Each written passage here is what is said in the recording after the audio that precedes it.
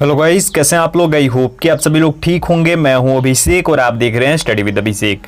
लेके आ गया हूं इंडियन नेवी के लिए ऑल इंडिया जीके का एक और पार्ट नंबर 18। इससे पहले 17 नंबर तक कंप्लीट कर चुके हैं। इन केस आपने किसी भी पार्ट को मिस किया है तो इस वीडियो के डिस्क्रिप्शन में मिलेगी लिंक इन सभी के प्लेलिस्ट की, वहां से जाकर के आप सभी पार्ट्स को देख सकते हैं। इस पार्ट को देखने के बाद जरूर देखना, अगर कोई भी पार्ट मिस किया हो या कोई पार्ट ना देखा हो तो।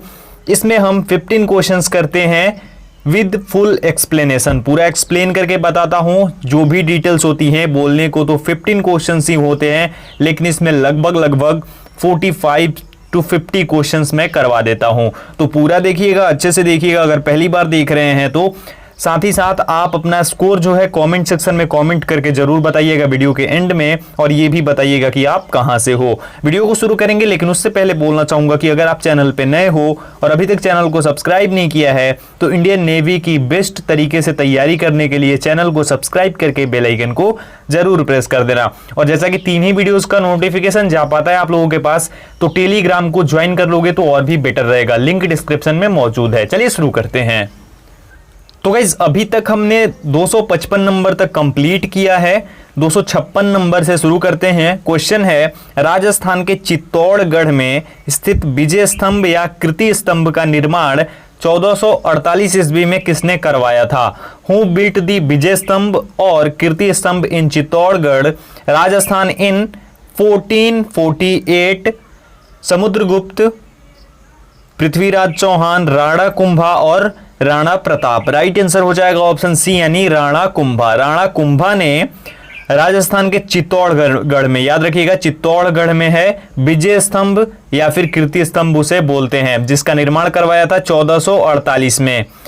अब क्यों करवाया था ये भी जान लो। तो राणा कुंभा ने महमूद खिलजी पर विजय प्राप्त करने के बाद उस खुशी में 1440 से लेकर के 1448 ईस्वी के बीच में इसका निर्माण करवाया था। ये तैयार हो गया था 1448 में, ठीक है।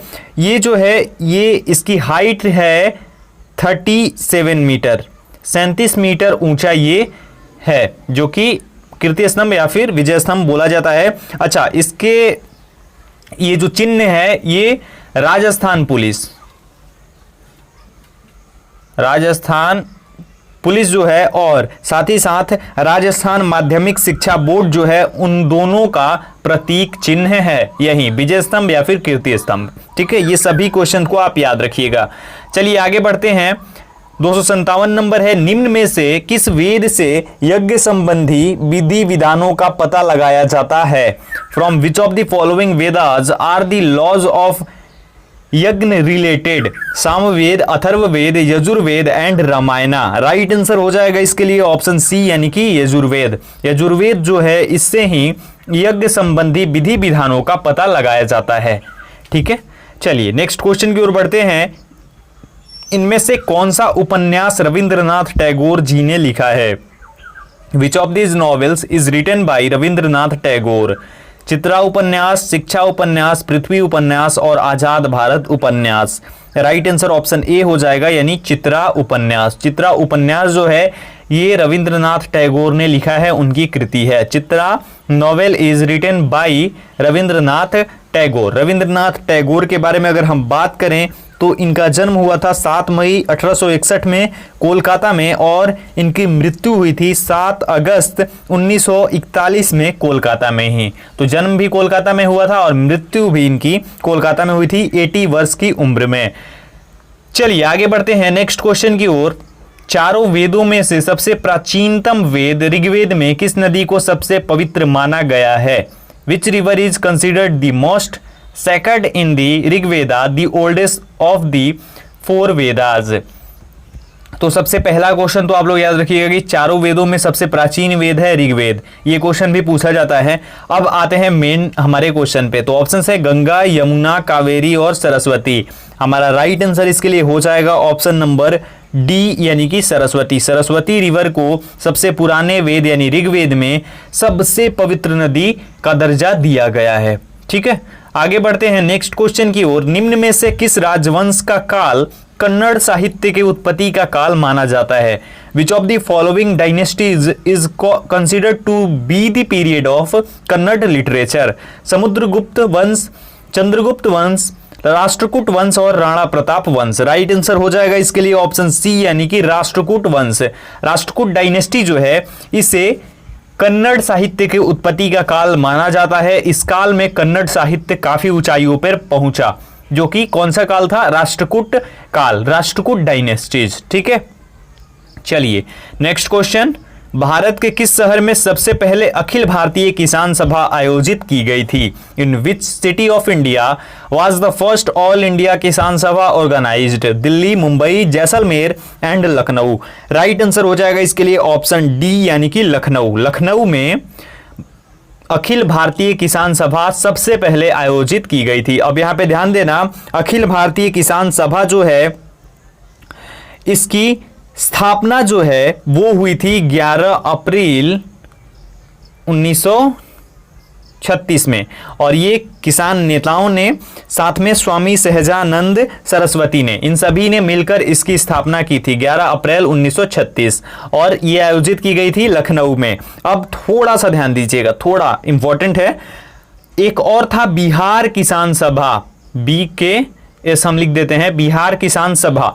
बिहार किसान सभा जो है इसकी स्थापना हुई थी 1923 में, 1923 में, और इसकी स्थापना अकेले स्वामी सहजानंद सरस्वती ने की थी। बिहार किसान सभा, तो ये दो अलग अलग हैं, एक अखिल भारतीय किसान सभा और एक बिहार किसान सभा।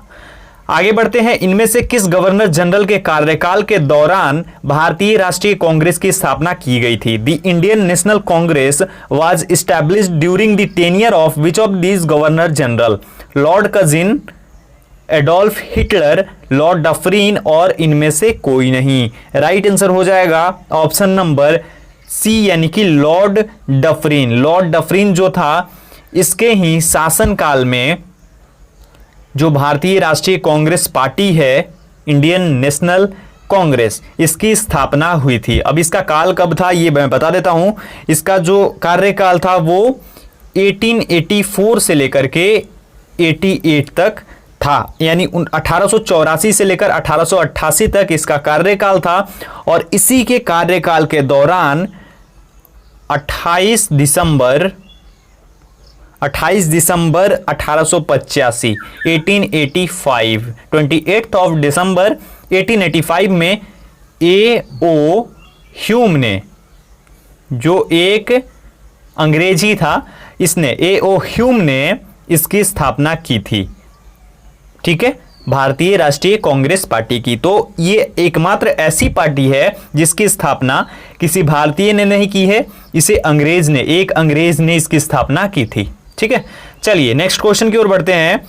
इनमें से कौन कण्व या कान्व वंश का संस्थापक था?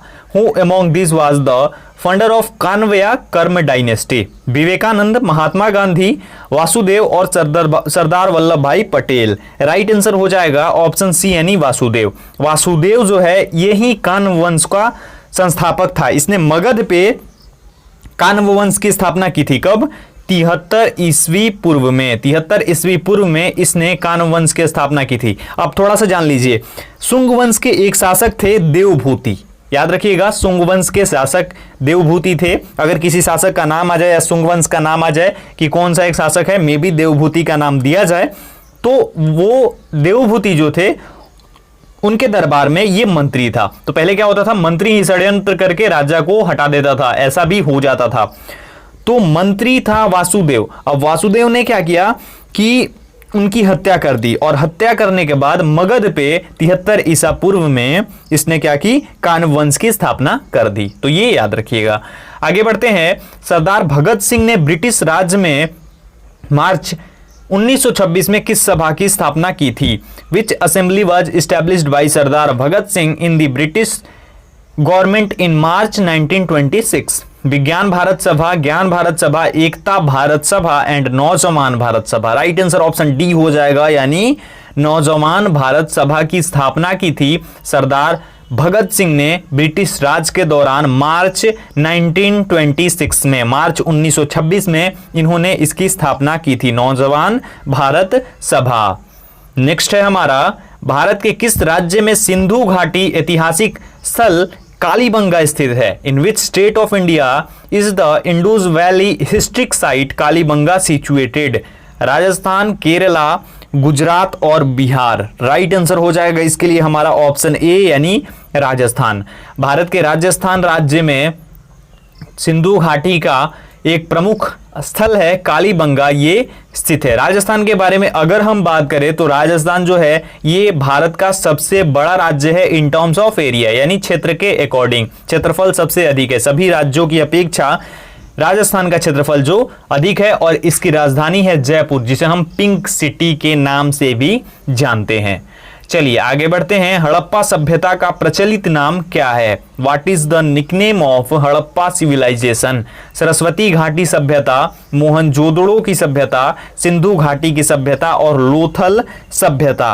राइट आंसर इसके लिए हो जाएगा हमारा ऑप्शन नंबर सी यानी कि सिंधु घाटी सभ्यता। सिंधु घाटी सभ्यता इंडस वैली सिविलाइजेशन के नाम से जाना जाता है हड़प्पा सिविलाइजेशन को। Harappa civilization nickname is Indus valley civilization, यानी कि हड़प्पा सभ्यता का प्रचलित नाम या फिर पुराना नाम ऐसा बोल सकते हैं, या सबसे ज्यादा प्रसिद्ध नाम वो है सिंधु घाटी की सभ्यता। ऑप्शन सी करेक्ट हो जाएगा।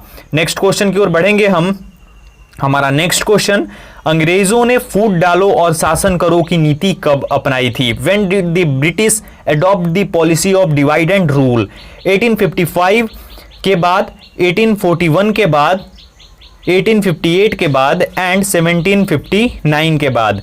तो राइट आंसर हो जाएगा हमारा ऑप्शन नंबर इसके लिए सी यानी कि 1858 ईस्वी के बाद। आफ्टर 1857 1857 की जो क्रांति हुई थी उसके बाद 1858 के बाद अंग्रेजों ने सोचना शुरू किया कि अब तो लगता है कि अब छोड़ के जाना पड़ेगा, अब कुछ ऐसा करना पड़ेगा जिससे फिर से कुछ टाइम तक हम राज कर सकें। तो उन्होंने क्या किया? फूट डालो और शासन करो, डिवाइड एंड रूल की नीति अपनाई। अभी भी कुछ भारतीय राजनीतिक पार्टियां हैं जो ये कर रही हैं और ये चलता ही रहेगा आगे भी इन फ्यूचर में अगर हम नहीं संभलेंगे तो।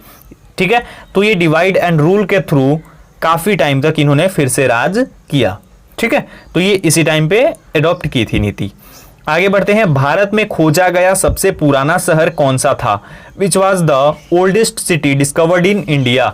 हड़प्पा, मोहनजोदड़ो, सिंध और पंजाब। राइट आंसर हो जाएगा इसके लिए हमारा ऑप्शन नंबर ए यानी कि हड़प्पा। हड़प्पा जो है ये भारत में खोजा गया सबसे पुराना शहर था। Harappa was the oldest city discovered in India. अच्छा, 1921 में 1921 में याद रखिएगा दयाराम साहनी द्वारा हड़प्पा की खुदाई की गई थी। किसने? दयाराम साहनी ने 1921 में हड़प्पा की खुदाई की थी। तो हड़प्पा जो है ये सबसे पुराना शहर है जो कि भारत में खोजा गया। Harappa was the oldest city. चलिए नेक्स्ट है हमारा, इंग्लैंड में गृह युद्ध कितने वर्षों तक चला था? How long was the civil war in England? 10 वर्ष, 7 वर्ष, 4 वर्ष और 2 वर्ष। राइट आंसर ऑप्शन बी हो जाएगा 7 वर्ष। इंग्लैंड में गृह युद्ध जो है ये लगभग 7 वर्षों तक या थोड़ा उससे ज्यादा तक चला था। ठीक है, चलिए नेक्स्ट क्वेश्चन है हमारा, सिंधु सभ्यता जो है वो किस युग या काल की है? Indus valley civilisation belongs to which of the following era और पीरियड? प्रागैतिहासिक काल, उत्तर प्रागैतिहासिक काल, उसके बाद है ऐतिहासिक काल और आध ऐतिहासिक काल। राइट आंसर हो जाएगा ऑप्शन ए यानी प्रागैतिहासिक काल की, यानी प्री हिस्ट्रिक पीरियड की है सिंधु सभ्यता। याद रखिएगा प्रागैतिहासिक काल की है सिंधु घाटी सभ्यता। Indus valley civilization is belongs to prehistoric period और इरा। ठीक है, तो ये थे आज के हमारे 15 क्वेश्चंस। आई होप कि आपको वीडियो पसंद आई होगी। अगर आपको वीडियो पसंद आई हो तो वीडियो को लाइक कर देना, शेयर करना अपने दोस्तों के साथ, और चैनल पे नए हो तो चैनल को सब्सक्राइब जरूर कर लेना। इंस्टा आईडी और टेलीग्राम आईडी आपकी स्क्रीन पर है, दोनों का लिंक डिस्क्रिप्शन में मौजूद है, जाकर के जरूर ज्वाइन कर लेना। मिलता हूं एक और वीडियो के साथ, तब तक अपना ख्याल रखिए, अपनी फैमिली का ख्याल रखिए। Thank you so much.